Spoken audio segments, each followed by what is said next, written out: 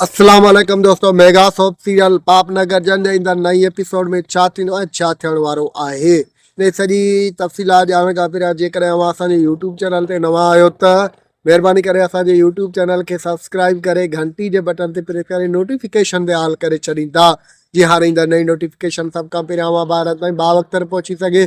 दोस्तों अव्हांजो सब्सक्राइब करण सां को ख़र्चु कोन थो अचे, बहरहाल असांजी काफ़ी हौसला अफ़ज़ाई वधंदी आहे ऐं काफ़ी जेको आहे असां वीडियो बि ठाहींदा आहियूं। महिरबानी करे पंहिंजो क़ीमती राय कमेंट सेक्शन में ज़रूरु ॾींदा।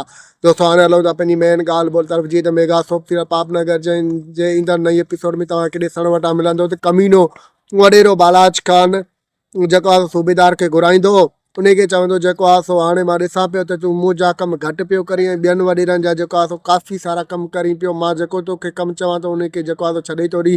बहरहाल तव्हां ॾिसंदो त सूबेदार जेको आहे वॾेरे बालाज ख़ान खे चवंदो त जेको आहे सो मां कंहिंजा केतिरा बि कमु कयां, बहरहाल पहिरियों तव्हांजे कम खे मां तरजीह ॾींदो आहियां, ॿिया केतिरा बि हुजनि। बहरहाल असां उन्हनि खे कॾहिं बि लिफ्ट न आहियूं कराईंदा, पर तव्हांजे लाइ असां वटि ॿियो को मकान आहे। होॾा ॿिए तरफ़ तव्हां दोस्तनि खे ॾिसण वटां मिलंदो त जेको आहे सो मुंशी मखणो वॾेरे शाह नवाज़ ख़ान वटि वेंदो ऐं शाह नवाज़ ख़ान खे चवंदो त केॾी न तुंहिंजी ज़िंदगी अज़ाब आहे, तुंहिंजो भाउ केॾो न वॾो ज़ालिम आहे, हुन पंहिंजे वॾे भाउ खे बि न छॾियो आहे ऐं तोखे बि जेको आहे क़ैद में रखियो आहे, तोखे क़ैद खां डर यानी ख़ौफ़ नथो थिए। त वॾेरो शाह नवाज़ ख़ान चवंदो त मां ख़ौफ़ ज़दा न आहियां, बसि मूंखे जेको आहे सो डर जेको ख़ौफ़ आहे त मुंहिंजी घरवारी जो ऐं मुंहिंजे पुट जो आहे।